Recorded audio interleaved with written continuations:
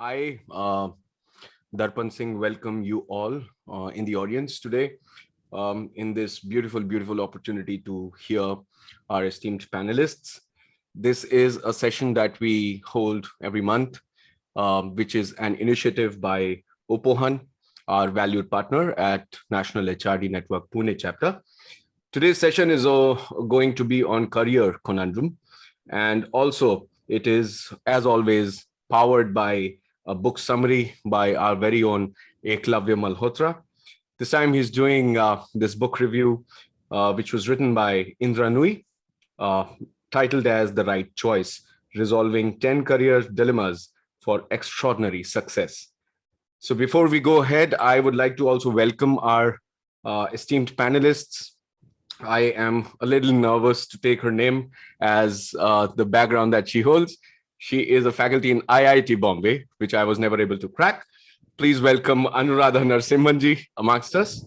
Then we have Dr. Nilesh Khare, who is Dean and Faculty of Management and Commerce at JLU Bhopal. We have our very own Dr. Niraj Mankar, who is Assistant Dean of Programs at Flame University, and also, as I said, very own Treasurer of National HRD Network Pune. This session will be moderated by none other than Advait Kurlekar, who's also CEO of Upohan. We also have our esteemed Vice President of National HRD Pune Chapter, Shri Aman Rajabali amongst us, whom I'll be handing over this baton to take this session ahead. Special thanks to Avinash and Sonia from National HRD to help and support us. So ladies and gentlemen, not wasting much of your time, it's a time when I hold this over to Aman sir. Aman sir, all yours. Thank you so much, Darpan. Namaskar, Adab, hello, Sat Sri Akal, kem cho? Bas itna hi aata hai. Okay, let me take this opportunity to thank all of you for joining us today on a Friday. Nice, good evening. Yeah. All the panelists, thank you so much on behalf of National HRD Network and the Upohan team. I welcome you all, and of course all our participants. There are quite a few known faces that I am seeing, and there are quite a few who are not so known.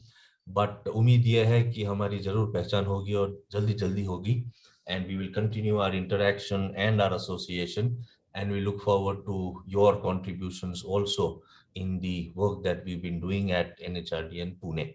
Yeah? For all those people who are not aware of what we do, and as a body, National HRD Network is a national body, more than 3 decades old, and we have 30 chapters across India. We represent the Pune chapter, and the Pune chapter is led by our president, Mr. Anand Khod. वो अभी फिलहाल हमारे यहाँ पर नहीं है. He will join us soon. Yeah?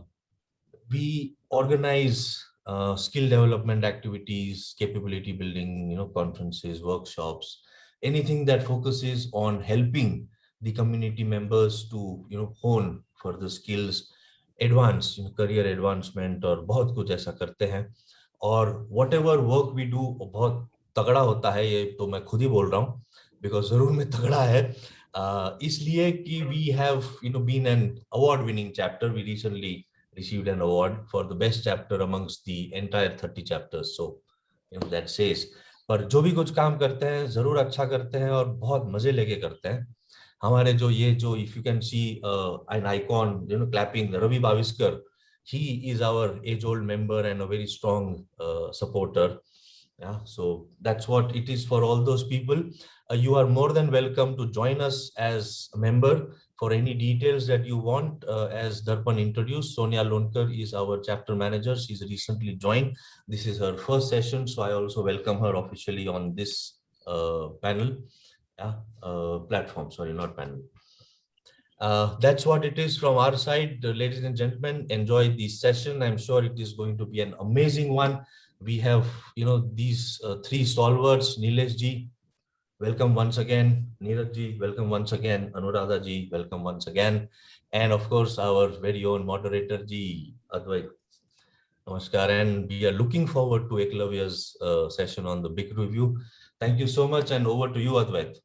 Thanks, Aman, and thanks NHRDN Pune, thanks National HRD Network All India for supporting us for nearly 3 years now. My name is Advait Kurlekar. I represent a management consulting company based in Pune called Upohan. And like has been mentioned, we have been doing these programs called Between the Lines for over 4 years now. Today's program is program number 62. Many old faces, old friends, many new faces, as always, every time. This time we have people I can see on the list, right from Philippines and Singapore to somebody in Costa Rica and US as well. So good morning to them and good evening to them on the eastern side of the world. The format of this program is that every month we identify a book that we believe is a good book to read or has been recently launched and has got good reviews, like today. And then, my colleague here, Eklavya, does a fantastic summary presentation of the book, which means without reading the book, all of us would now know in the next 20-25 minutes what the book is all about. And every book obviously has learnings, has insights, has knowledge to share.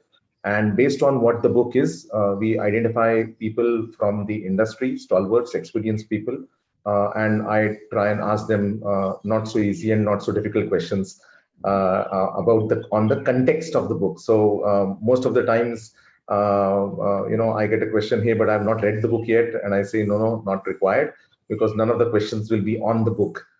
It will be on your experience sharing, your insights on the context. And while the book is going to talk about career choices, the context for today's panel discussion is what we are calling career conundrum. So that is going to be the agenda for the next, 80 minutes or so. So without much ado, welcome again to Between the Lines by Upohan and NHRDN, and over to you, Eklavya. Before I do that, we have been very thankful and very lucky, and we are honored to actually have a small video clip by today's author, which is Mr. Shiv Shikumar. Currently, he's heading the HR at Aditya Birla Group, but before that, he's had a long, illustrious career in Pepsi, Nokia, so on and so forth. So let me try and play that audio clip.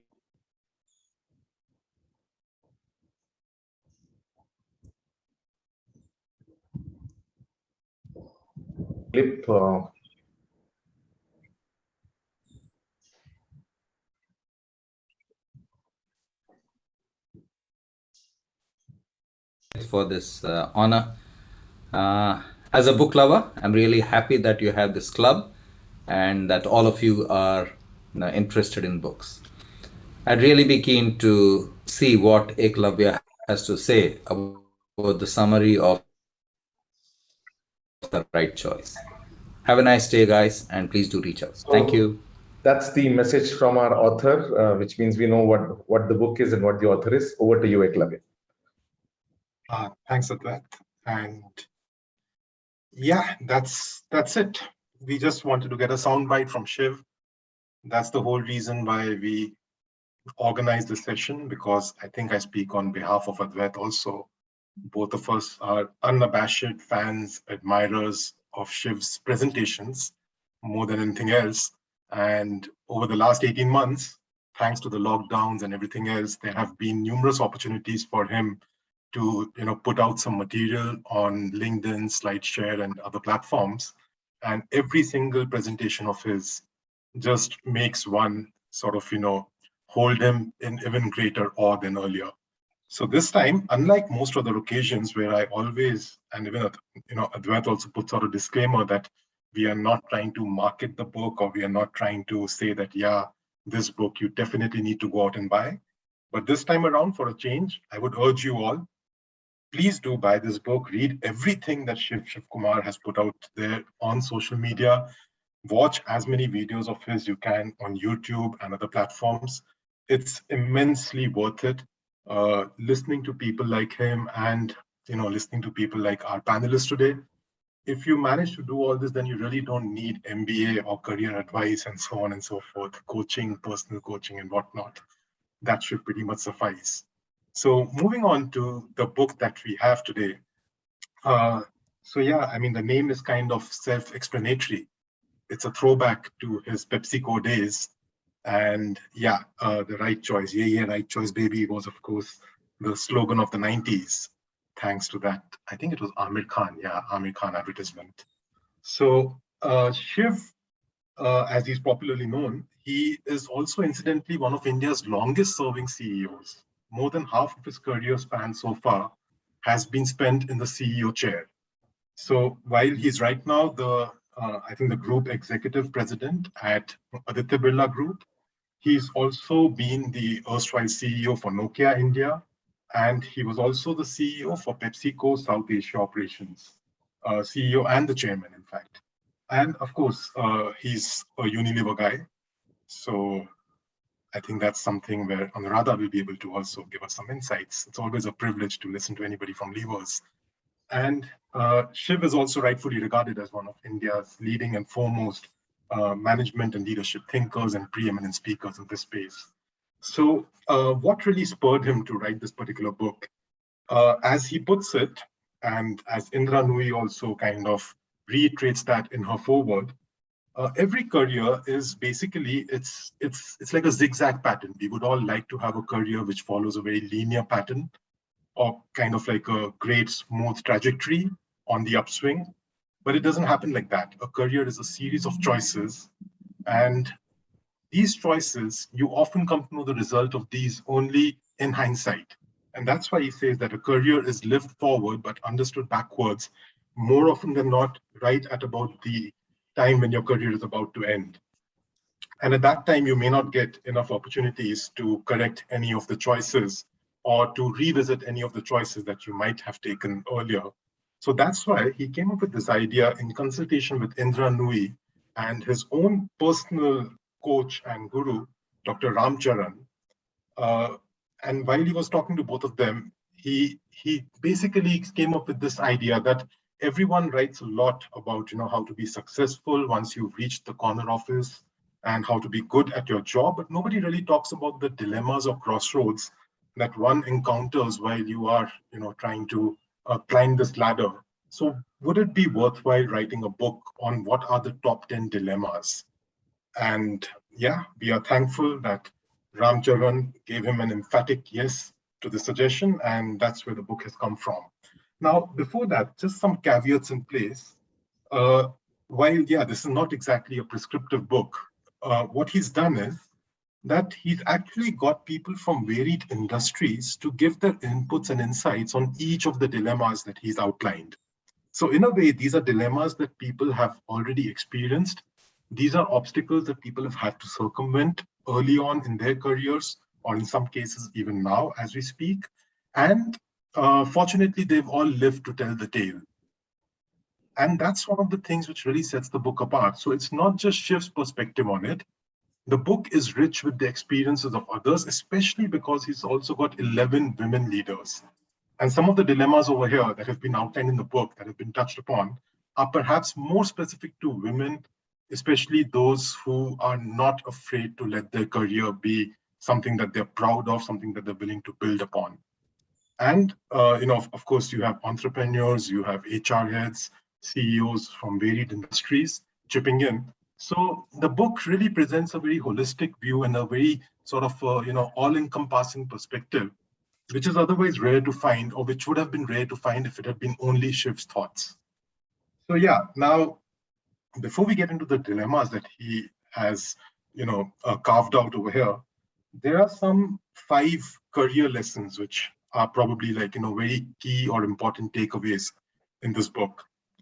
The first one is that there is no 101, there is no manual 101 for building a successful career. I mean, deal with it. Nothing can really prepare you for a fulfilling career. And no matter how much you try, your plans are not going to go the way you envisage them when you step out of B school or your post-graduation or anything else. And the second thing is that no two careers are alike, even though the candidates may have many things that are underlying and common to both of them. You might be from the same B school, like he gives an example that, within IIMs, less than 5% of an IIM batch ever makes it to the CEO office. And yes, we hold them in high regard in this country, but that's just to set the perspective that, just getting a degree from a blue chip institute from a prestigious educational institution does not guarantee anything. It's just a degree. It's not like your passport or visa. It's not going to get you there. At the most, it's going to open the first door. It might even sort of show you the window to the next company. That's about it. That's where the value of a degree ends probably. The third thing is that timing in career, like in life, is of significant importance. And that's probably what defines a successful career. When do you choose to enter an organization? When do you choose to leave it? Do you leave it when the boat is sinking? Or do you choose to stay behind like he did when Nokia India was really floundering? And as CEO, he felt that this would not be the right time to make an exit from the company, bring it back to its feet, and then move on to the next assignment.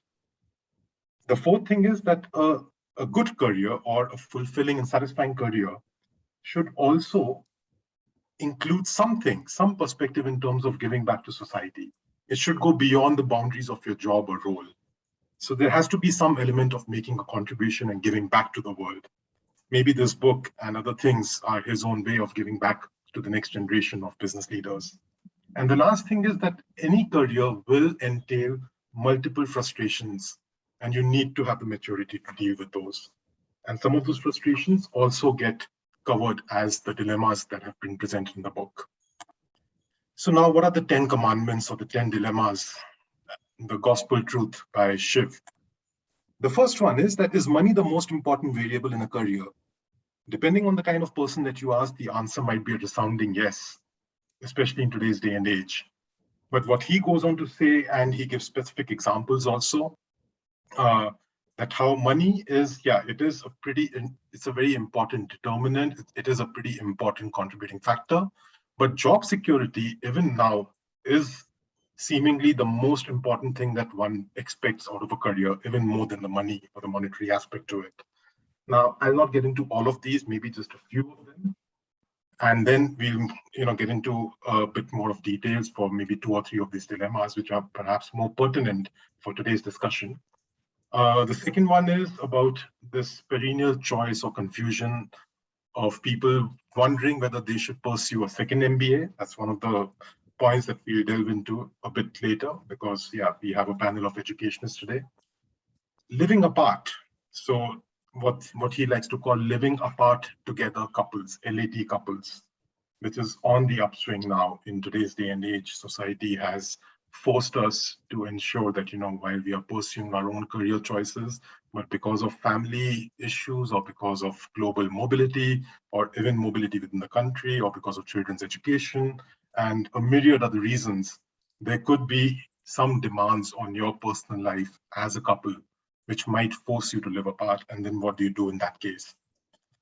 Rejoining a previous organization while you're working elsewhere.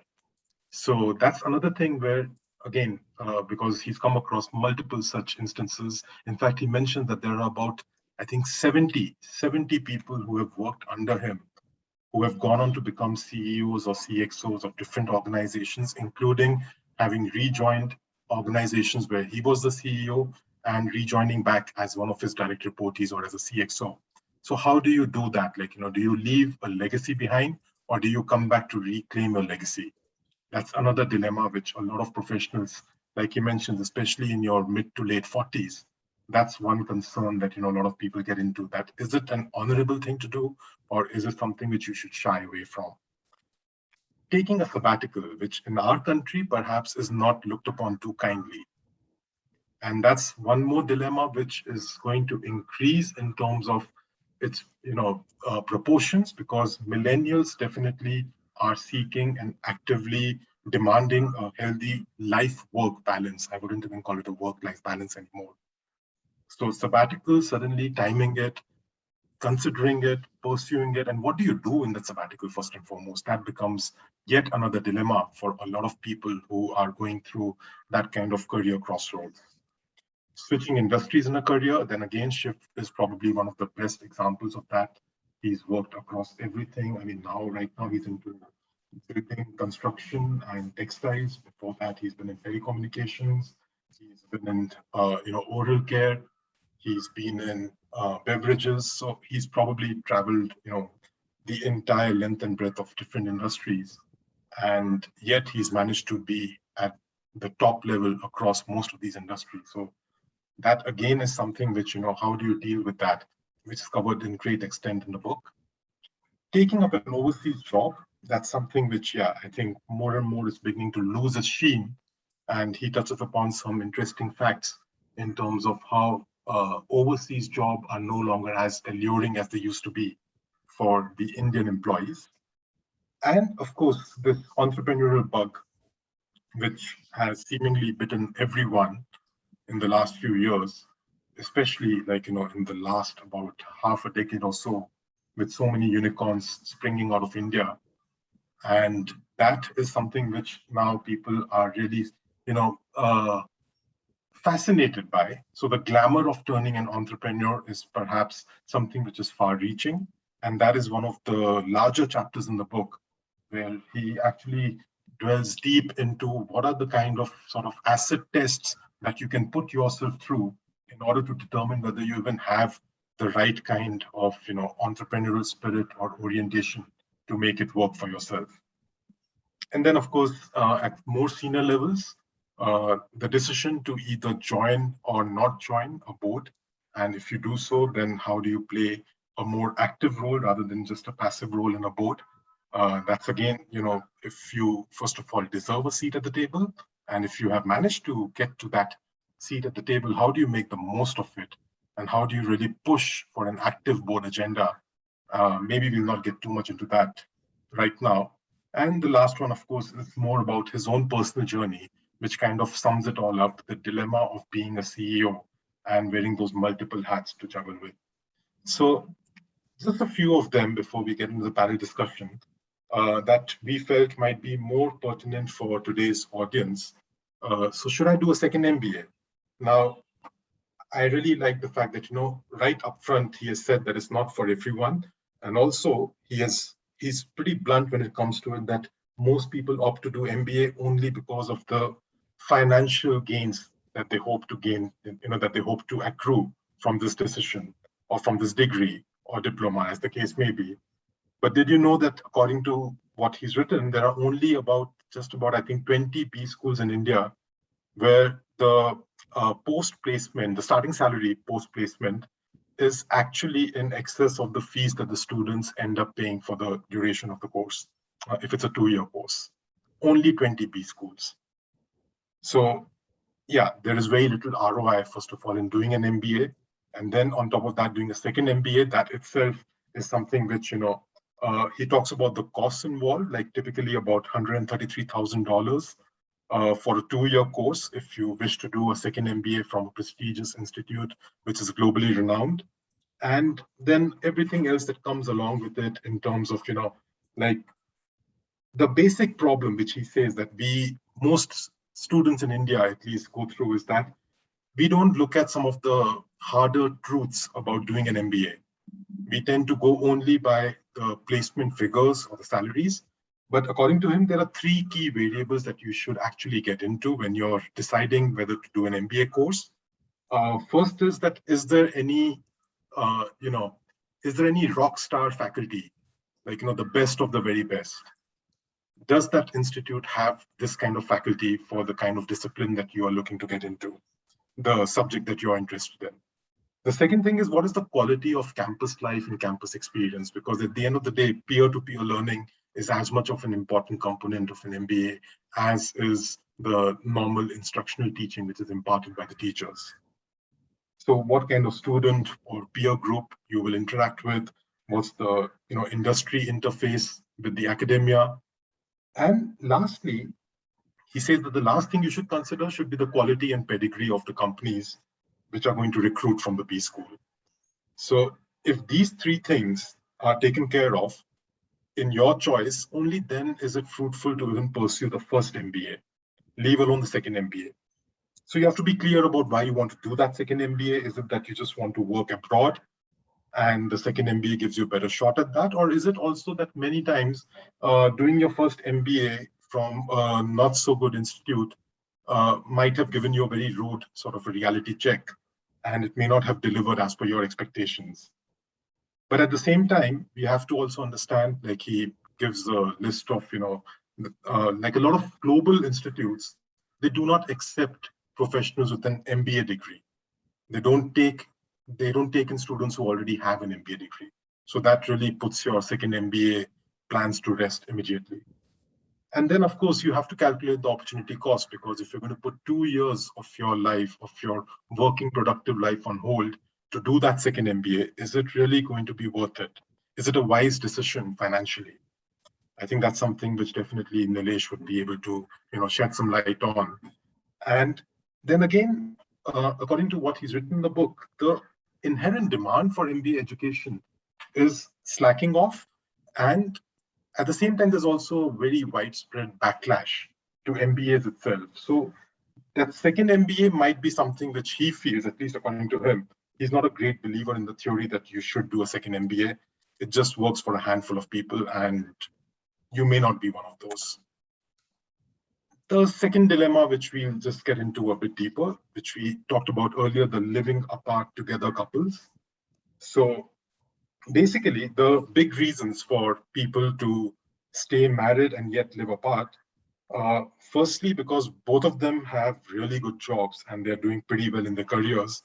And as a result, if one of the persons is transferred or bags a better opportunity, I mean, it's a no-brainer decision to move them. Then again, school-going or college-going children could also be a driver in terms of, pushing people to, living apart from each other. That often happens. That is pretty much, I think, one of the more common reasons in our Indian context. And the third reason is when one person in the couple decides to pursue further higher studies or some other kind of studies, and hence has to move base. And again, this trend has been seen, more during the initial years of marriage, as per his research. And yeah, technology might be a big savior in this case, but living apart is tough at any stage of your career. And it takes a toll on personal, on personal relationships, on familial ties. But then again, what he talks about is that affordable house rents, again, going back to the strong digital or technology infrastructure, all these things, and cheap airfares. I mean, yeah, these things are making it easier for people to reconcile to this decision today as compared to the past. And he also talks at length about, how having a good support system is very crucial to this living apart decision. And in the absence of a support system, you really should think twice and then maybe think a third time before you decide to live apart.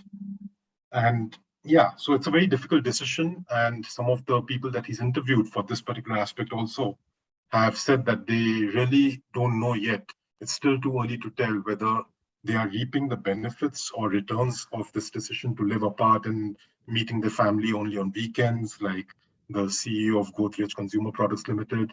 Like, he does that Delhi to Bombay, Monday to Thursday, and then spend the weekend only at home. So there is no correct answer or correct way to do it. But because there are more, what he says is that think of the social dimensions more rather than the economic dimensions, because those far outweigh any economic considerations that might be at play. Then, yeah, one of the fan favorites, which is overseas jobs. I mean, this was something which back in the 90s, early aughts, it was really sort of a no-brainer. This was everything that we wanted and more. India was and still is the world's talent bank. And we are the leading country of origin for international migrants. That's as per the United Nations data. But now, globally, the number of people wanting to work in another country has started dropping and slipping off considerably. So that overall willingness to move overseas, that itself has reduced quite a bit. And that is something which he talks about as one of the reasons that, while certain countries might promise great work-life balance, but it's still not probably enough right now for most people to take this decision in terms of moving overseas, especially in today's work from home kind of or remote working kind of scenario, which might become the new normal. So, if you really want to go abroad, he talks about having a very clear reason to do so. And it has to be something to do with either honing your skills or basically learning or acquiring new knowledge or concepts, which was not so easy in India earlier. And Yeah. So basically, most MNCs will have, like some kind of a global mobility role. And he talks about, then hunting for those kind of jobs in India rather than relocating completely overseas, hunting for those kind of organizations in India, which will allow you to get that global perspective and yet hopefully, if India's where your heart lies, bring you back to the home base after a few years, wherein you have already imbibed a lot of what the world has to offer. So yeah, I mean, it's not really, if you're going to uproot your family, it can't be that easy a decision. So, and it's a lot to ask from the family as well. So you should not end up regretting that decision. That's basically one of the key things or key determinants to an overseas job. And the last one, which is this, everybody wants to go solo. Everybody feels that I am better off doing something on my own and my talents are not being utilized in my current job. I don't like to report to anybody. I am my own master. So, but before you take this plunge and, you get out of this so-called veritable corporate rat race, what are the questions that you really need to ask yourself? Because it really cannot be everybody's cup of tea. If that was the thing, so many startups would not be failing left, right, and center. So the first thing that she talks about is that, do you have a good enough business idea which solves a problem? Or is it just a copycat idea, which is a late entrant to the market?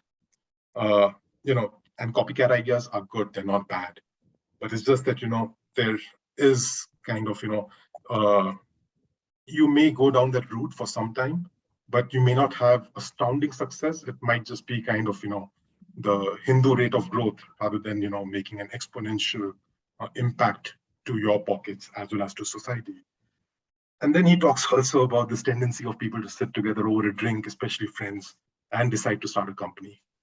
Do not mix drinking with business. That's probably one of the golden rules that the book highlights. Friends should stay friends and should not become business partners. That, according to him, is an instant recipe for disaster. And also, like Advait always says this, that are you looking to turn entrepreneur or are you looking to launch a startup because you want to make money from the business or you want to make money off the business? That's a very important question. And he also brings this up for debate. And he says that, a lot of people start or get into this startup with the only strategy being that a larger company will acquire you. And, thanks to COVID, these ideas and plans have obviously been laid to rest, but still a lot of people get into this only with the idea of bringing up the valuation and hoping that somebody takes notice of them. So yeah, while entrepreneurship is good and you should have a good experienced sounding board, but it may not be for you. That's probably the bitter truth. And you need somebody in your life who can tell you that. So these are some of the dilemmas that he himself has gone through. He's spoken to other people about. And yeah, I mean, in this journey of hopefully, if you're trying to become a managing director, you started off as a management trainee, you've got a good 20 odd years ahead of you in your career, then yeah, this is the right choice for you as a throwback to one of the memorable ad campaigns, which has inspired the title of the book also. And from my own side, once again, I can assure you that unlike PepsiCo, which might have added sugar and preservatives, at least his book has no added jargon. So you really can do yourself a favor by picking up a copy of this book. It's a light read, it's a fun read. And yeah, that's about it from me. I'm Eklavya Malhotra. Thank you so much, and over to Advait for the main feature of today's session. Thanks, Eklavya, for the wonderful presentation, as always, in your witty sense. And interesting read. Definitely a lot of takeaways from the book. And I look forward to getting a lot of answers from a lot of questions I have in mind. And in case any of the people on this call have a question, do put them in the chat box and we can pick them up from there. So before we come to the actual discussion, it's a privilege to formally introduce our esteemed panelists today. Anuradha Narasimhan, I think Anu as she's always known, and now of late, Professor Anuradha Narasimhan. Anu and we go back to our IIT Bombay days. We know each other for 35 years now. So one can guess that we are getting old now. So Anu has huge blue chip experience. As Eklavya mentioned, Unilever is always a very well sought out sort of company, and the careers that you can do in that kind of company. So she's worked in Lakme, in Hutch, in Titan, and most recently in Britannia, where she got awarded for the kind of work that she did for NutriChoice kind of range. She was the CMO there. Currently, she is the professor of practice at Desai Sethi School of Entrepreneurship, part of IIT Bombay, and she's done wonderful work in the area of entrepreneurship at this point in time in her early days as professor. In spite of all the things that she is doing, has done, I don't know how, but she still finds time to pursue her PhD in Singapore. I don't know how she's trying to do that because I know till pre-COVID she used to travel literally every month there or a couple of weeks kind of thing. Maybe that has now become online, but she still does that. So IIT Bombay, I am Bangalore. A lot of these blue chip company experience in marketing, branding, and now professor of practice. So welcome, Anu, and look forward to your views. Thank you.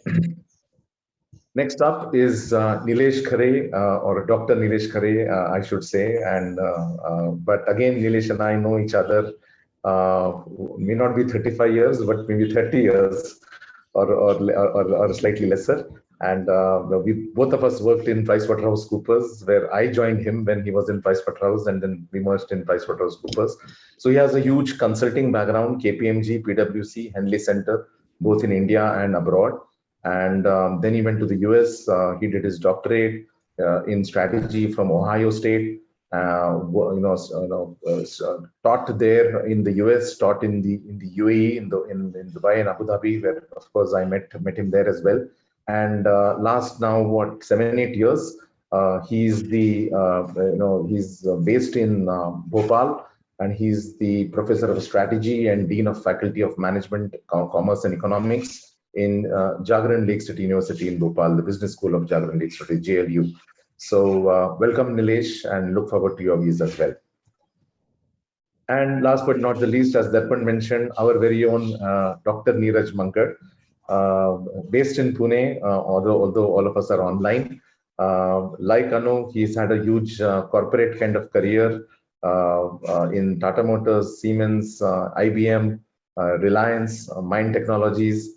Currently, he is the Dean of Programs at Flame University in Pune. And he's also the office bearer, treasurer, Chavi holder of NHRDN Pune. Sorry.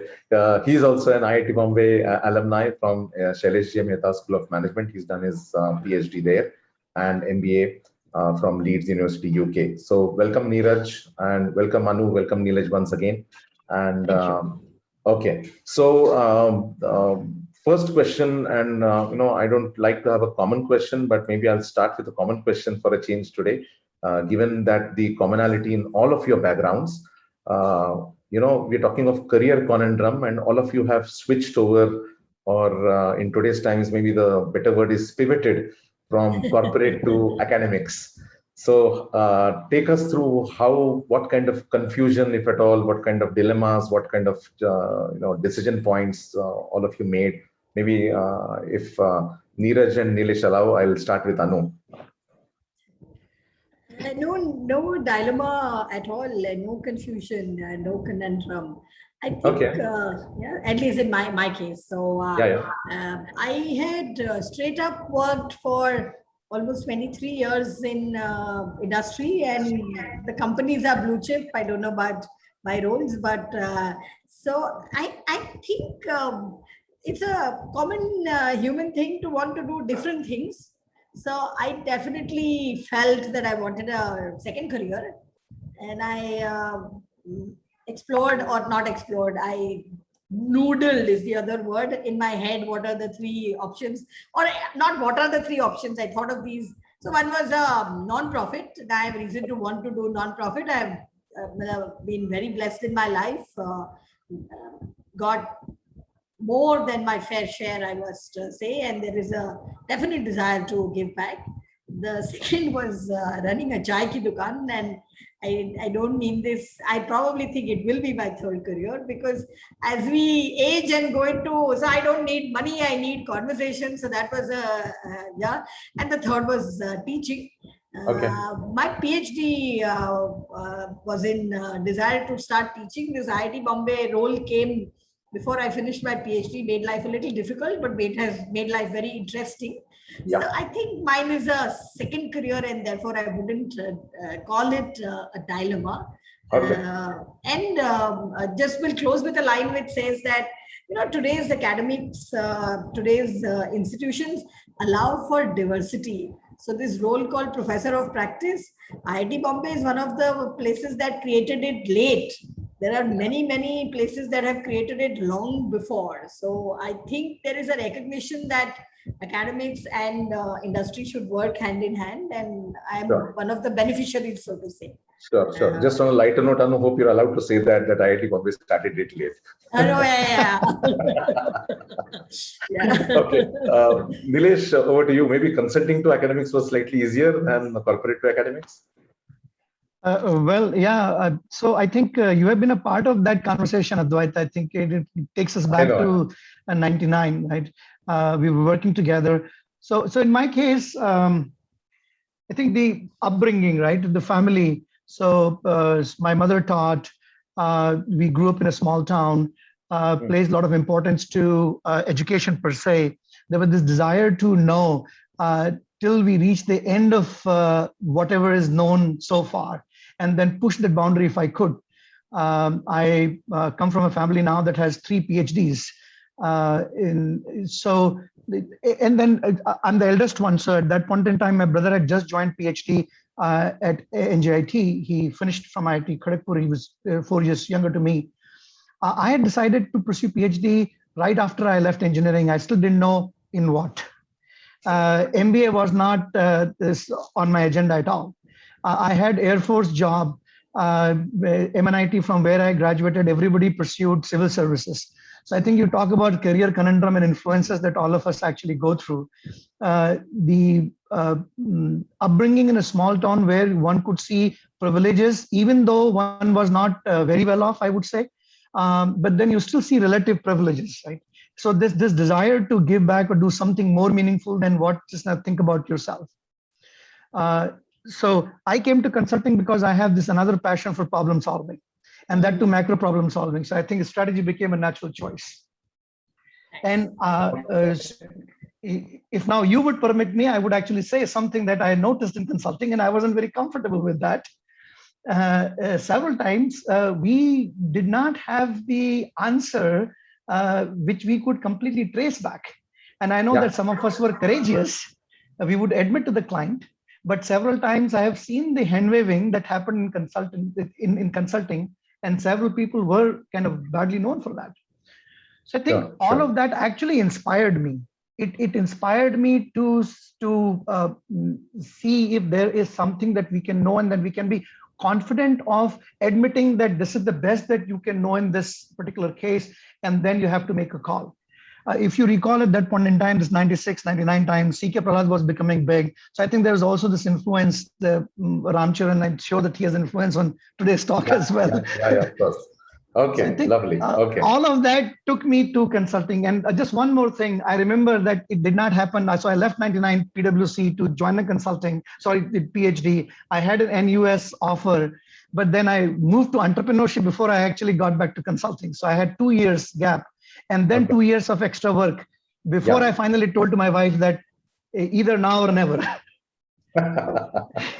Okay. We'll come back to that interesting part. Neeraj, Reliance, as big as it gets in corporate, and of course, you've done your PhD, so obviously you had academic kind of bent of mind. But how did we jump into full-time academics? So, rather unlike Anuradha, and I had the inclination for academics. Though I was there in the Reliance and then Mind Technologies or so, at the back of the mind there was always that yearning that somewhere or the other not doing what you wanted to do. So worked in various roles in business development and projects and software and all of that. Tried to move across industry, tried to move across functions, but still didn't get that kind of, if you may, satisfaction that you would want, or what I was looking for perhaps. And I come from Bombay. I'm born, brought up, all education, everything in Bombay. So never really had that. The options were all open in terms of industries, and especially you did your MBA, you came back, you got all of that. But somewhere I think that's where your, maybe if you want to call it, calling comes in. And then I started teaching guest lectures, and then I realized that this is something where you want to be, and then moved into IIT to get the PhD. And after that, I think what this does give you is as an academic, you have complete freedom over what you do. As a career is what you make up of, and that's something which I realized you don't get elsewhere. So I think that's why I think I moved the. Interesting. Neeraj, one more question. I'll just pick up on what Nilesh mentioned when he was describing his own journey. And when we talk of career confusion, career conundrum, there is often, for a variety of reasons, there's a gap in many people's career. And most often, if you look at women professionals, sometimes it is obviously related to when they go the family way, they take some time off, etc. But not necessarily always that happens. But even in guys, men's kind of thing, there is a gap. Like you say, I might try some entrepreneurship or whatever. Now, is in your own view, is gap a big challenge when it comes to career growth, career progression? Till how long after that gap people will keep on asking me, Arey, why was there 2 years gap? Why was there 1 year gap? Zindagi bhar hoga, ya, what is that thing? Is it a stigma on my head, or how should I take it? I think that gap will remain a gap. Okay. That gap, you can't fill it up, unlike many gaps that you might be able to. And it's best not to try and fill it up and patch it up with something, because somewhere or the other, things do get known. But what I think is it's more than the gap, it's what you've done in the gap that's more important. How honest are you in terms of, putting that across? Because I guess all of us understand that in a 35-40 year career, you've got to have ups and downs somewhere. Sure. Somewhere there. In fact, I tell my students as well that don't get too worked up if you, if you had to leave a company and then go back to someone else you were studying or so. I think it's what you do and communicate is more important. Absolutely. Fantastic. Yeah. Nilesh, there was a mention that, finally a career choice is about your calling. How important that is, and at what stage of your career you should sort of allow that calling to take over. Perhaps calling is mind versus heart kind of thing, or brain versus heart kind of thing. So what would be your recommendation in terms of how important that calling is, as somebody had mentioned? And I think the thumb rule could be that when you're calling and whatever it is and whatever you feel it is at any point in time in your life, and I think that also changes, right? As you discover yourself, I have seen people finding new callings in life. Okay. So when it starts troubling you more, that it starts distracting you, you are no longer as productive as you should be, whatever you have accepted to do at this point in time, I think those are strong signals for ones to say that, look, enough of it. And I think I need to make that jump or the move. I do not know whether this is heart over mind. I always keep thinking about it. What's heart, what's mind? Okay, interesting. What's heart, what's mind? Can I add? Yes, please. Yeah. So I think this is similar to what students who are 15 and 16 go through. So there are some of us, and I don't think us, I'll say some of them because I did not, the people who find calling. But it doesn't mean that the rest of us should keep waiting for calling. Okay. If you have calling and if you are finding that you're doing something and you don't like it, or you want to do something a lot more, so I actually find that one of the pieces of advice I would like to give, and I don't know whether there are students in the room or mid-career or whatever, but I think the first thing you have to do is like what you are doing. I think we don't give ourselves that chance at all. Okay. Because we're constantly either hankering for grass is always greener on the other side of the fence. Yeah. And there is this bug in our head which says ki yaar wo calling will come. So my fundamental thing is like what you do, give it a chance, give it a very good chance, and then decide that you want to move to something else. So I just wanted to add that. Yeah. No, very. So like what you do and do what you like. That's the best. Do what you career like choice. and do what you like. Yeah. But sorry, yeah, Neeraj. if I may, and I can say this because we are amongst friends here. Calling is like pehla pyar. जब आता है तो दिखता है तो हाँ लगता है. That's it. Correct. I agree. I agree. And if you have the strength to go ahead with it, or you just start thinking कि यार क्या करूँ मैं, बात करूँ या नहीं करूँ. So Advait, if I can actually just say this as my idea about, I have seen and I have come across people. So I know that when I was getting a PhD admission at Ohio State, another colleague of ours actually got into Yale. And I know that it was a tough decision for him because he was also getting into an entrepreneurial venture around the same time. He had still not jumped yet, but he was about to. And then today, when both of us look back, he's very satisfied with what he did because life unfolded in that way, right? Now he still keeps talking about coming back to academia at some point in time and what he lost in terms of not doing PhD. But then he is still satisfied. Now, which was the right calling? I mean, he could have been. Now, I also know some people who are, I call them PhDs without PhD, and they are far better PhDs than the people who have done PhDs. Right? So people pursue calling in a very different way. Sure. Anuradha, one thing that we talked about was calling. Of course, there was a discussion about gaps. You mentioned about second career and third career, and that's a specific question to you in terms of, the women professionals who need to take that break, and companies like Tata's have this second innings kind of program. Again, when do you make that call to get back into corporate life as a career choice? And again, is that the calling thing part, or it's a question of whether the family responsibilities are now in control or on autopilot, and therefore I can afford to start getting back into corporate kind of thing. What's your call there? So one is it's very individual I think the more than that part, because when you're saying it's very individual, I'm not really telling you an answer. I think the second is to do with, we all must thank COVID-19 for showing us a different way of working. And we are not going to go back to working 5-day weeks, 8-hour jobs or 10-hour jobs, not going to work from physical locations which are constant. We are not going back. We're going to go to a hybrid kind of working. And in that, and I'm going to not just say women who make choices because of having children or following their husband. Many of us who are older are now becoming parents to our parents. That is another life stage that happens in all our lives. So there are career choices that you have to keep making from the time you're 21, 23, all the way up to 65. We are also not retiring at 58 or 60 any longer.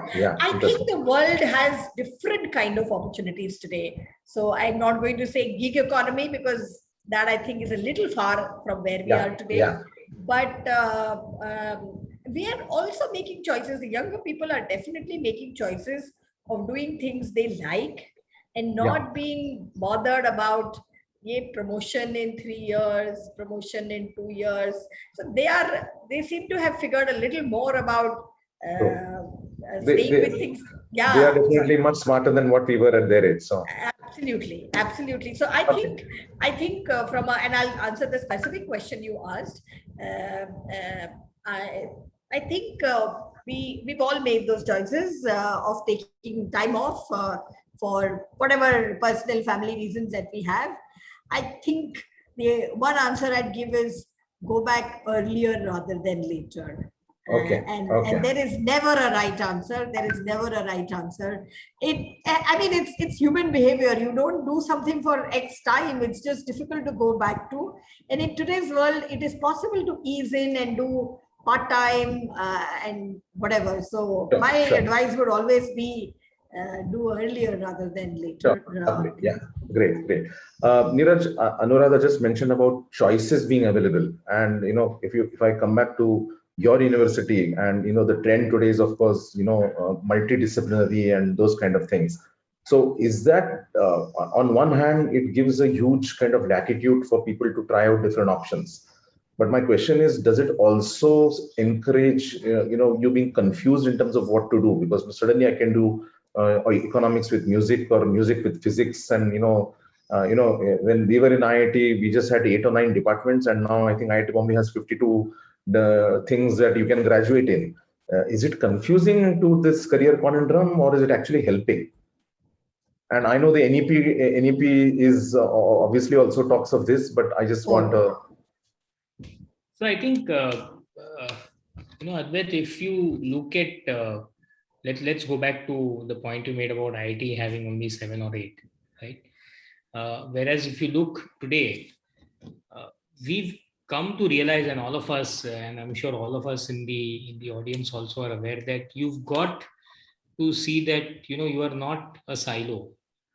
You're part of a kind of an ecosystem which is embedded with each other in some way or the other. And I think that is where the choices or the exposure that you get during your education to different areas makes you more sensitive to, you may become an engineer, you may start building dams and bridges, but it also makes you sensitive to what's, what kind of sociological concerns are happening around you. Rather, if you weren't exposed to that, then your mindset would be in that same way, right? So though I'm not too much of an advocate of the those who call the right brain and the left brain, because I think both the brains are brains after all. It's just that we've been conditioned to look at one part and not conditioned to look at the other part from the upbringing that we've got. So I think we are as an educator, I think we are in the right direction with the NEP and the others that we see, where we are giving the kids a little more perspective on multiple diversification. Great for them. Interesting point you made. Like we've been talking of work-life balance everywhere. So it's a good balance between so-called left and right side of the brain as well. When you look at kind of things, it gives a different perspective. Sometime, Advait, and this is what one must try and understand, is that it's not about the choice. It's not about whether you've done music and economics together, for example, right? But it's also about how you synthesize in your own mindset, in your own brain, about how these two work together. It's not just that interest part in this. These are things which you can't articulate, but internalization brings that out in absolutely. And having said that, it's not a new thing. I mean, when we were in IIT, we had a full-fledged humanities department, and we've taken courses on Indian philosophy and so many other economics, of course, sociology. These were options given to us. Some of them were compulsory. Interesting. Nilesh, you had a MBA college, and we're talking of multidisciplinary. We're talking of MBA. There's a notion that MBA is like my highway to heaven or gateway to success kind of thing, that MBA kiya to bas lifebandai.com kind of thing. Is that still true, or are other options as kind of thing, or again you need to sort of do the right choice as the book says? Yeah, so to that specific question, if I use a researcher's answer, even today the MBA degree actually adds a lot more to your own lifelong earnings. So I think, but then the data actually refers to the past and the more US or the developed world specific data. And now the MBA also, not all MBAs actually come in as similar shape and sizes. So it actually depends on what MBA you are doing. So I think I will go back to what Eklavya was saying, citing Shiv's book, that it depends on what place you have done. I would actually also disagree with him regarding the only 12 schools that would actually justify the return on investment. 20. Yeah, 20, sorry. Yeah, so the 20 institute, because he may have only looked at the very top end of the institutes, and within the top end, he may have actually seen that only 20 within the top end would actually justify return on investments. There are several schools. So for example, a school that I linked, and then my story also goes back to what Anuradha was talking about, taking a career break, sort of coming back from the US here for parents. It gave me an opportunity to build a school here, which is redefining quality at this level. And then because the fee is very affordable, we are also providing return on investment. Now, of course, the lifetime earning is not going to be comparable to what's at the top end.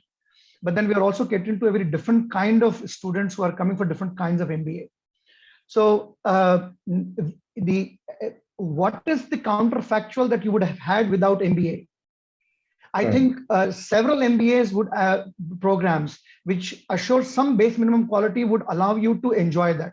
Now, having said that, I would also say that in India, reports suggest that 50% of the MBAs actually don't get a proper job. I mean, forget about it, they'll get the job that you can get after 12th or the undergrad.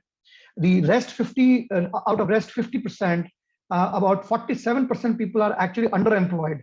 So only 7% of the MBAs usually get appropriately employed. Okay. Right. So that's where the numbers are. Okay. Very interesting. Only 7%.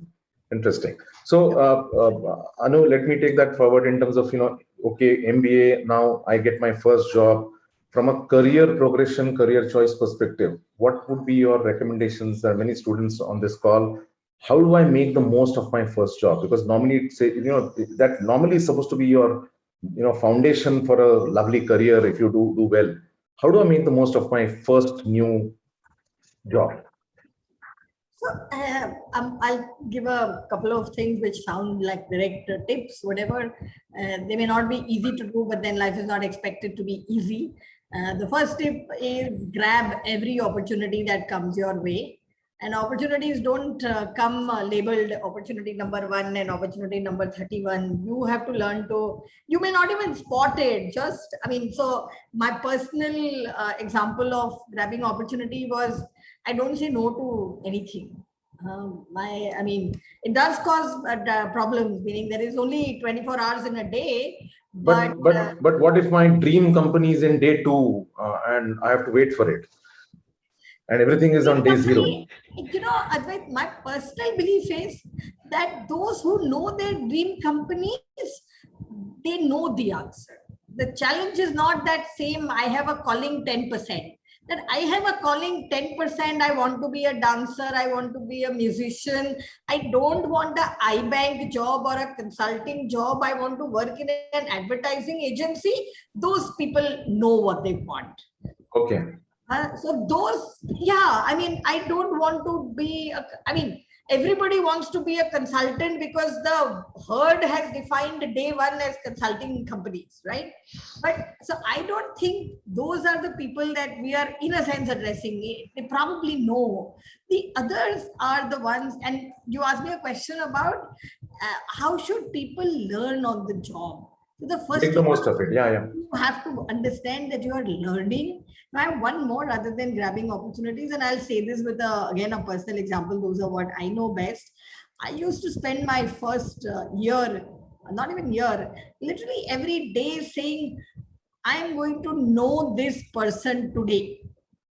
It was like an organized notebook. And networking is not about exchanging cards. If you could exchange cards, we could all exchange cards. And so I don't actually personally like the word networking. It doesn't mean anything to me. I want to know people.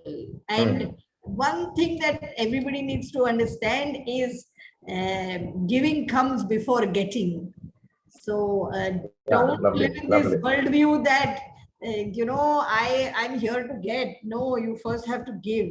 And then you have to, so all my connections, and I call them connections or community rather than networking, is because I'm genuinely interested in people. It's got nothing to, I mean, कल को मेरे को कोई नौकरी भी दे सकता है, they can make me a co-founder or reach me for something, but I did not make friends with Kurle so that he could call me on a panel 35 years later. No, that's not how it works. It does not work like that. Yeah. So for me, it's about building connections. No to networking and no to networking and maybe two new words I can think of. Make connections, networking, net knowing or no working, that kind of things. Interesting. But interesting point Nilesh, Anuradha made about this knowing people, connections kind of thing. But is that a good influencer when you're making a choice in terms of career, that okay, what should ideally drive? And I know money won't be the only reason, or it could be the reason in some cases at different points in your career. But what could be the influencers in your view to make that career choice? So see, if you're talking about the career choices, how should you make career choices? I think I actually like the Ikigai framework. I wish I knew it when I was actually thinking about my career, right? I agree. So now I have that, right? And I like that. So, and I keep telling it to my students every time that I get an opportunity. Said, so you got to love what you're going to do. World should need it. Because the world doesn't need it, you can't have the career out of it. It's not that the world just needs it, world should be also willing to pay for it. Because if the world is not willing to pay for it, then of course it can be vocation, it can be philanthropy, but not a career. And then the last one, which is also very important, is that you should be better than many others so that you can at least find a job doing it, right? And you can progress. So I think all those four. Now I always tell people that, if you could be the best in something else that you don't like, it could be a golden cage for you. You are going to curse yourself having chosen it for the end of your lifetime. So don't do that. But if you love doing something where you are not, as good as somebody else would employ you, or the world doesn't need, or the world is not willing to pay, you'll actually develop a victim syndrome after a while, right? So I think so I will use that framework. Now, the influencers, individual influencers could be very different, right? We all have influencers, knowingly or unknowingly, people who actually give us that passion, that energy, that calling. We are making the value call, and somewhere we are resonating with it. We are finding purpose and meaning in it. So how those things shape you up or influence you is a very different thing. So I do not know, right? Each one gets influenced in very different ways. Okay. But there will be some influence or the other. Usually there is someone, whether you recognize it or not, is a different issue. Sure. Neeraj, I have a slightly different view to, I believe in the Ikigai thing, but is it too theoretical and is it too esoteric kind of thing? I mean, I'm an average Joe. I really don't have a choice. I have a family to support. In the initial years, maybe parents are old. I need that money. Eventually, I get married. I have a partner. Eventually, have kids. So I might be in a golden cage, but I have no option. I mean, everybody can't sort of find their calling, as we are saying. So going back to that pyramid thing, bottom of the pyramid people, is this really relevant? Because that's where there are career choices, but maybe there are no choices. They're options choices.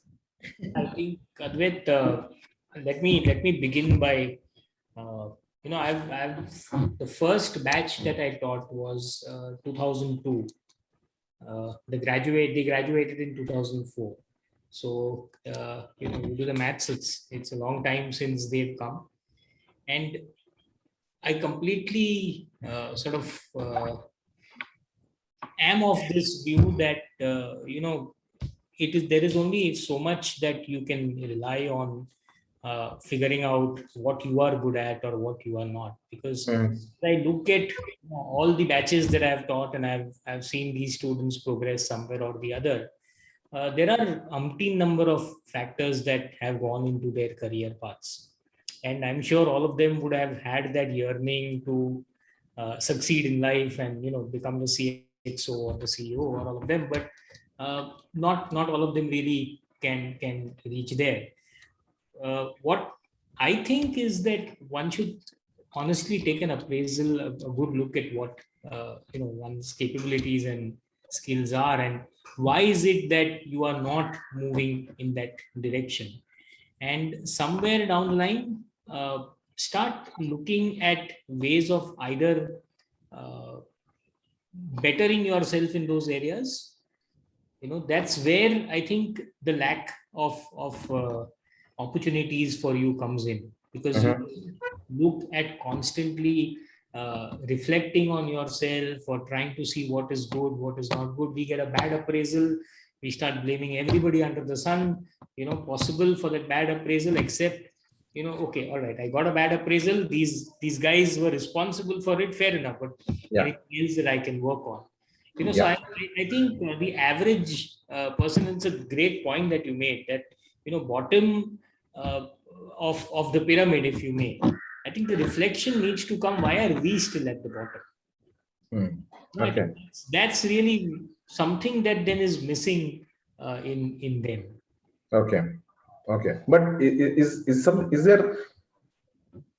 it a crime not to be ambitious? Or in other way to say that I'm realistic about what I am. I mean, just a few hours before this, I was at a client, and we got to know of some person where that person has gone to the client CEO, this company CEO, and said that, look, I'm happy where I am. I know I've reached my Dilbert's kind of level, and I'm happy. I'm okay. I mean, I have no ambitions to get promoted, etc., etc. As long as I do my job is secure. I'm happy where I am. What's wrong with that? Again, let me give you an example of the first batch, 2004, and I'm not going to name him, but he got into a great sales job. Very, very average in terms of academic performance, in terms of placements and all of that. But he got into a decent company at that point of time, consumer durables. Over the years, he's been remaining, in some leadership position in sales. But he's heading a region at the moment, and he says, I don't want to go beyond this. I'm very much happy with this because I know what I'm doing. I'm happy with it, and so I don't see anything wrong in that. Okay, Anu, you want to say? I just want to add to that sometimes, and most times, not just sometimes, organizations are not geared for this. So organizations want to. We only know one kind of path, that if you are good, you're in the top 20%, you should move to the next level, take on more responsibility, take on a larger team, etc., etc. I have one organization, which is Unilever, that I worked with, understood, and I think many tech companies understand it, that some people just want to be individual contributors. Managing a team is not everybody's cup of tea, and not everybody's wants to. So there are, tech companies call it, I think, distinguished engineer, distinguished scientist, etc. You never need to manage a team. And I think that realization organizations need to have, and then it will become more prevalent. Also, I think this simple thinking, what is doing well? That's a very philosophical question. We should not go there, or we could go there. But doing well does not always mean more money, a higher designation to everybody. And because we have not learned to live with this, everybody thinks yahi karna hai. We have to break out of that sometime. I just hope, and I definitely have a lot of optimism about our children, that they are finding ways out of it. Sorry, Nilesh, go ahead. Sorry. No, Advait, just quickly, since you started this conversation by talking about that framework, so two quick things on that framework. I often get this question when I talk about Ikigai, that this is the framework, but what about the average people and all of that. So the first is, I always say that if you are not one of those who are actually going to be able to do what you love doing, you at least learn to like what you're going to do. I completely agree with that. Right. So that then I also come to the third one, that if your life circumstances are such that you have to choose something that you are not even loving or liking, please recognize that you have actually taken this decision because you recognize some other obligation that you have, which you place at a higher level. That itself, that recognition, that awareness actually gives you that ability to then not necessarily like or love what you do, but you still do it. Yeah. The problem comes when people actually don't even, they still want to do what they love doing, and they still have to do something that they either could like or not even may like, but still have to do it because of family reasons or other personal reasons. Okay, interesting. Anu, going back to you and what Nilesh mentioned earlier in terms of, this Ikigai framework, in a way, is very, very relevant to one more career choice increasingly students and corporate professionals are making sometime, is startups and entrepreneurship. And that's a question I have for you, because all the 4 things under Ikigai now is how and when, because right now, you have 250 students in your class who want to do entrepreneurship, and all of us have been mentoring startups who, after 10, 15, 20 years of corporate life, they want to do a startup and they want to be entrepreneurs. So how do you decide in terms of, to make that, again, startup terminology, pivot from a job to being an entrepreneur, and what would be your advice as professor of entrepreneurship? I think one is, if you have a problem in your mind that you want to solve, go out and solve it. I think that's one primary hook to know ki if that problem is eating away all the time in your head, saying, how do I solve this? Then you are definitely need to get out of your comfort zone and go solve that problem and become an entrepreneur. I think the other thing is and I quote somebody who is a Bharat Desai, who's our benefactor. We had a session with him and he said, I always knew I wanted to be an entrepreneur because I don't like working for somebody else.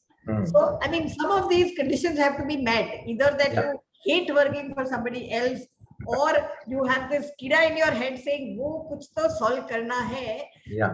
I think the other part I want to tell you or tell everybody through this panel is the goal of entrepreneurship is not a unicorn. That the media blows out of proportion. ये 63 है, कल को नया आया, MPL, whatever, etc. I think the goal is doing something well, and as important as doing something you like. You can like but don't do well, then there is no point. Then there's absolutely no point. So for me, it's like everybody gets driven by external metrics.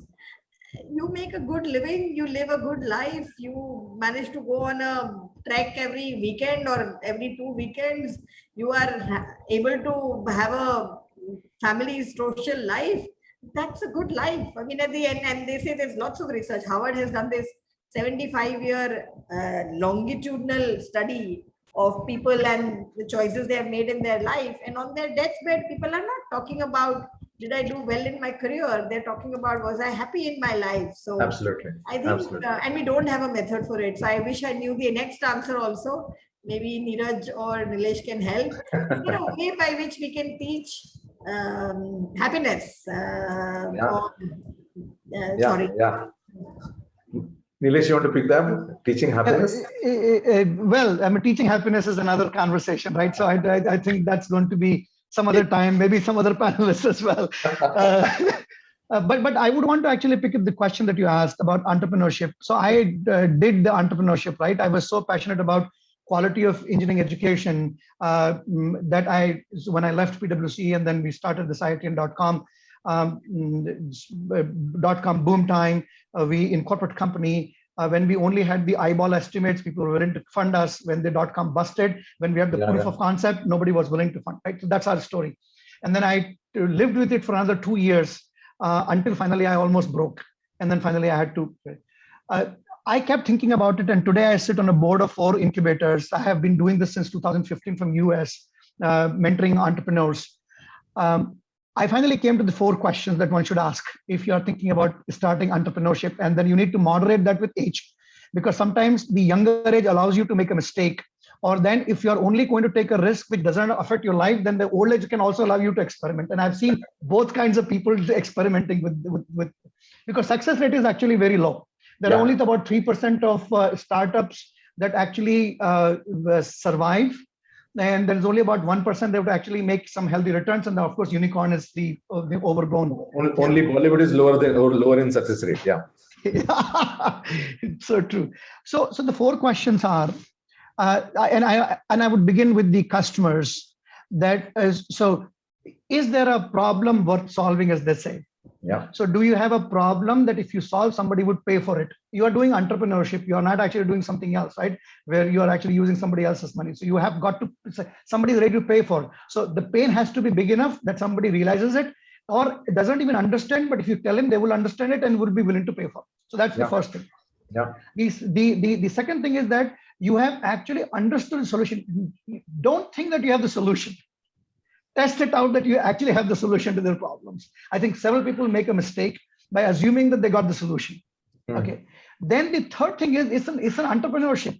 If you think that you got the solution, but somebody else can come with a better solution or substitute it, then you had it, right? Yeah. So then think about it that your solution is actually going to be the better than many other solutions that might emerge after you introduce the solution, even if people don't know the problem set. So now these are three. And then fourth thing is that you're actually going to be willing to take a risk. And if you don't succeed, then you're not going to regret. Yeah. So that's Nilesh, your ikigai for entrepreneurs. Huh? Yeah. So I have the fourth question because there's no guarantee, right? Somebody else can come and substitute you. Yeah. Neeraj, coming back to you, I know it is changing rapidly, but still, from a parental perspective, there are only two career choices from an education perspective and therefore career. You either can become an engineer or become a doctor. Chalo kuch nahi, you can become a lawyer. But, nothing moves beyond this. I mean, I'll just take over the weekend, we had a family friend come over and, their daughter was just appeared for 12. And the parents were worried and said, "Kya ho gaya?" And then she said, "No, she wants to do physiotherapy and sports medicine." And they were ekdam crestfallen. Ki ye kya ho gaya? Ladki ko acha se ye kiya nahi, sanskar and that kind of thing. Now, obviously, this is changing. I mean, doctor, engineering, doctor kind of thing. But as a student again, I know, when I was in 10th or 11th or 12th, we really didn't know anything, and it was more or less a herd mentality. But I know students are getting much smarter. Kind of thing. So what are your sort of thoughts to them in terms of how do you make that choice when you select a educational career, which eventually leads to a career in any profession? So, Advait, I'm looking at this from two ways. One, let me talk as a parent. I'm a parent to twin teenagers, so I feel that pain, if you may, what others would be going through as well.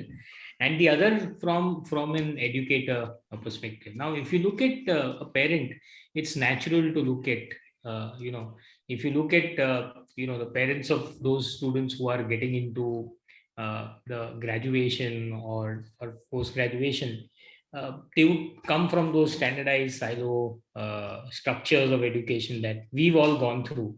And therefore, for us, it becomes very difficult to even understand that there could be something beyond these three big, you either are a CA or you are an engineer or you're a doctor. I mean, I missed the CA part, yeah.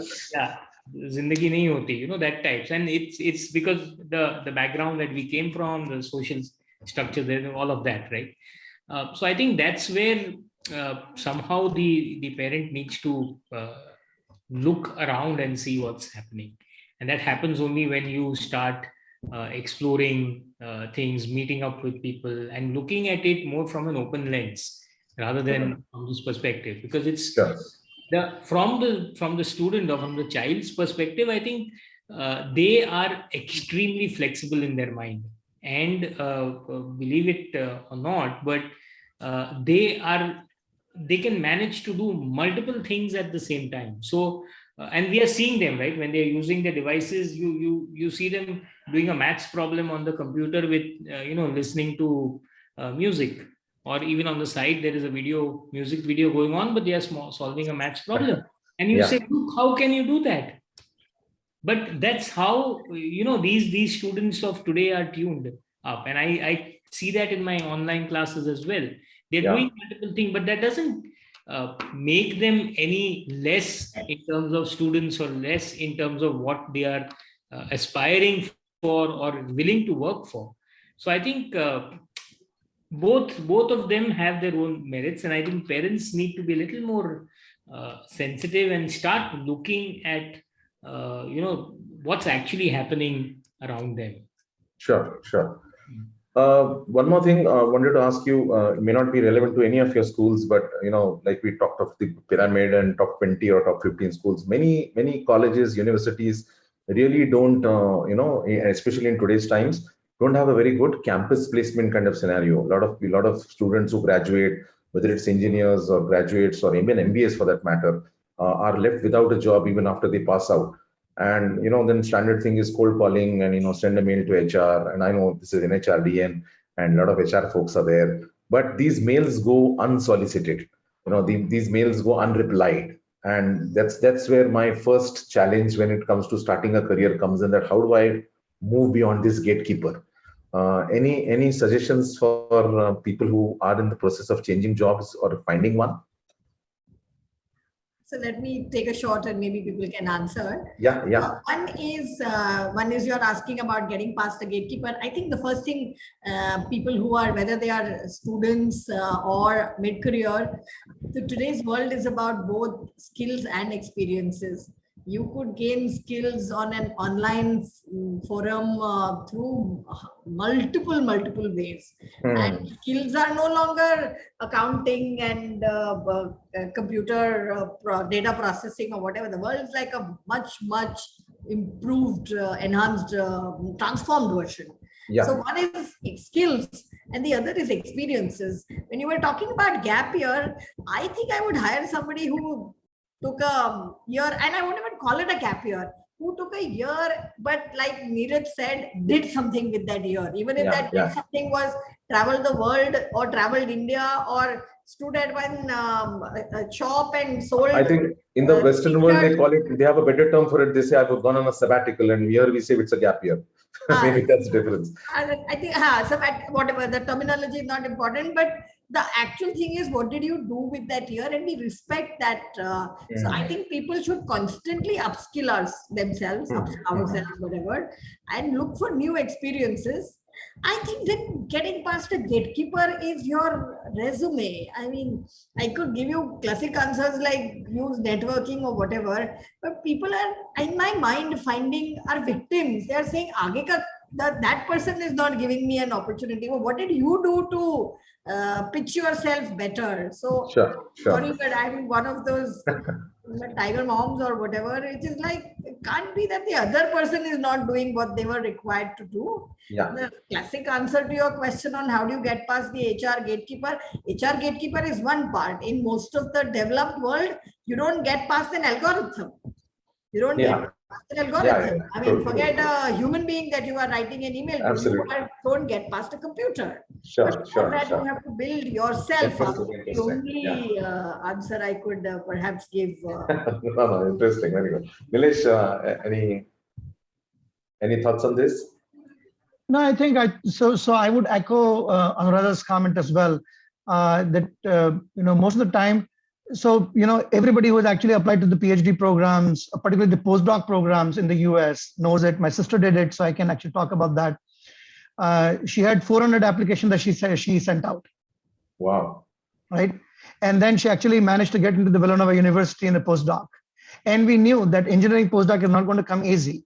Right, you'll have to match your interest, you have to match your skill levels, you have to match their expectations, you have to match the need that they may have at that point in time to actually create a job for you. This could be created. Sure. So I think I will go back, and then the every interaction that you're going to have, take a good look at how you applied and find out what you could have done better. I mean, most of us end up making mistakes when we apply to these. I mean, all of us receive applications, and I also want to tell another thing. Several people internalize that they are not getting through. Please understand that just because you did not hear, it's not because you aren't good enough. It's because that organization that actually advertised, the requirement may have changed. I see several people actually begin to write themselves off. My simple suggestion would be, don't write yourself off. Keep at it. Anuradha said it beautifully, that start thinking about what you can do other than the traditional things, which is the finding the job opportunities that match up your needs and all of that, and then finding. LinkedIn is a very good thing, right? So you send out, and don't start just directly asking people for jobs, and then ask for people who are interested. And she also said, build connections because you are genuinely interested in something. Eventually they create the job opportunities. Yeah. We are past. We're in a closing time now. So one question, this discussion was related to, I have a job and I want to change a job. Yeah. But unfortunately, the last 2 years, many of us, all of us know such people who unfortunately lost jobs because of the current situation. And now hopefully things are, coming back to normal. How do I, what would be your advice to such people that, if I've been sort of out of a job for whatever reasons, what would be the best way to get back into a career? Is this the right time to make a career change, a swift, a makeover or a shift? Or should I try and get back to what I have been comfortable with for the last 4, 5, 10, 12 years of my career before I was sort of asked to go? Advait, if I can take this quickly. Yeah, I actually helped few people in that boat very recently. But then I think I would give credit to those people because in one case, it actually matched with the requirements. We have actually been at that, trying to fill that position in one of the company where I sit on the board for the last 6 months, right? And then the internal realization of the need became so intense. And luckily we got a person, we couldn't have found a better match. Okay. Right. Okay. And then COVID and other things with that person actually got her out of job for several months. Okay. So there was this thing, right? So reach out and again, don't internalize, find there could be a good match. I think that's one thing. Sure. The second thing is, what are you doing with your forced sabbatical? If you have a story to tell, reskilling, new perspective, reflections, I think that's very interesting. Be ready to prove yourself. I think people are actually offering, I know in another case, somebody offered a very interesting opportunity and they said that, look, I know that we are talking about information asymmetry here. You don't know exactly what I'm capable of. I know that I need this, but you don't want me to be here grudging about not getting, a fair share of what I do and then leave, right? So here's what we're going to do. In 3 months' time, let's test each other out. You pay me, let's agree on some amount, but then revisit this in 3 months' time. Okay. So I think the innovative contracts and willingness to do that, and then reskilling, and then the keep applying so that you actually find a proper match. I think 3 strategies that I can think of. Yes, lovely. Neeraj, any words of wisdom? So I think what I would do, and this is also related to the previous question that you asked, because whether you are just fresh out of MBA and didn't get college placements or you are here, the dilemma is still going to be equally bad for you. I think what one needs to do is it takes hard work to get a job, and it takes a lot of work in terms of background, in terms of understanding what you've been doing, understanding who's going to need you. And that work, unfortunately, not many of them are willing to do. You're always wanting that, look, I'll put it on LinkedIn and somebody will find me and, post a requirement and so on. Okay. But what you need to do, therefore, is you need to figure out who is it that is going to be wanting you, who are those recruiters, what are they looking out for, what are the skills that you've got, can you upgrade yourself in 2 months to get those skills, can you find out people. Like I said first, it's a hard job to get a job, and one must be ready to that. If you have that, then I think that's the way for you to get a job if you work hard. Lovely. Thanks. So we started with Anu and we'll end with Anu. Last words, Anu, on this. I only wanted to say that from whatever I understand, we are coming back to where we were pre-pandemic. Business is at 90% plus of what we used to be. So fingers crossed, hopefully jobs are coming back. I think that's what I'd probably leave this conversation with. Great. So thank you. With this, as always, I never run out of questions, but unfortunately we always run out of time, but we have to be mindful of that. So thank you, Anuradha. Thanks, Nilesh. Thanks, Neeraj, for this wonderful conversation on Career Conundrum. And Aman, are you there?